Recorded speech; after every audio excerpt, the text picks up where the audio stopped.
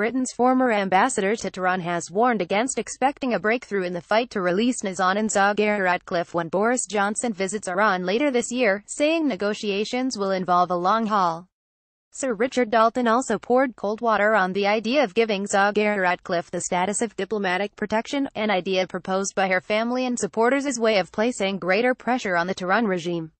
The Foreign Secretary is due to discuss the idea of diplomatic protection with ZaghariRatcliffe's British husband, Richard, at a meeting on Wednesday. It will be the first time Johnson has met him since ZaghariRatcliffe was arrested during a visit to Iran in April 2016 and accused of espionage, a charge she denies. Johnson's personal political career is now wrapped up in the release of the Ukrainian dual national after he incorrectly said she may have been in Iran training journalists. Her family insists she was on holiday. Johnson has since retracted the statement in Parliament, and after some delay apologized for the mistake on Monday. Detained for 18 months, ZaghariRatcliffe had already been sentenced to 5 years and was facing further potential charges before Johnson's heir placed her in greater jeopardy. Richard ZaghariRatcliffe has offered to accompany Johnson to Tehran in an attempt to see his wife in jail, and plead for her release. Writing in The Guardian, the former Foreign Secretary Sir Malcolm Rifkind said that if Johnson returned empty-handed from Tehran, Ukrainian economic relations would be damaged. But Dalton, who was the British ambassador to Iran from 2003 to 2006, has urged the political classes to dial down the rhetoric over the potential for her release, saying the best hope lay in secret diplomacy. Speaking on BBC Radio 4 on Tuesday, Dalton said, "I think this is going to be a long haul and I think it is time to let the government get on with it. The less debate about political ramifications in the UK from now on the better. I don't think there should be excessively high expectations. The fact that there are several cases that Mr. Johnson, quite rightly, has to handle means that we should not expect too much from an early visit." The Iranians are already discounting the connection between ZaghariRatcliffe and Johnson's visit by saying it has been long planned and there are a lot of other issues to discuss.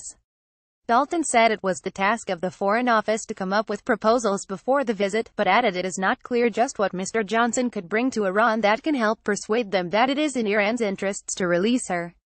He said Iran's revolutionary courts believed they had a proper case, but it was possible for early releases to be granted if it was deemed to be in the higher interest of the Iranian state. Dalton also poured cold water on the idea of diplomatic protection, saying the proposal is extremely vague. "I do not see its relevance in this case. We claim that as a British citizen, as well as an Iranian citizen, consular protection should apply," he said. The Iranians, however, have a settled view that second nationality is irrelevant when it comes to extraction. Carla Furtzman, director of the human rights group Redress, insisted diplomatic protection would be an effective means of elevating the status of ZaghariRatcliffe's case. Iran would like to see the UK take steps to ease banking restrictions so it is easier for foreign companies to operate in Iran without fear of fines being imposed by the US. The EU and US sanctions regimes against Iran are different. There has, however, been a 60% rise in Uranian trade since the implementation of Iran's nuclear deal, officially known as the JCPOA, in January 2016. Johnson is also likely to be pressed in advance of the visit on whether the UK agrees with the French President, Emmanuel Macron, who has said the Iranian development of its ballistic missile program, currently outside the JCPOA, could be subject to separate sanctions on Tehran. Iran has strongly objected to Macron's remarks. Macron is due to visit Tehran this year after Johnson's visit, as is his foreign minister, Jean-Yves Le Drian.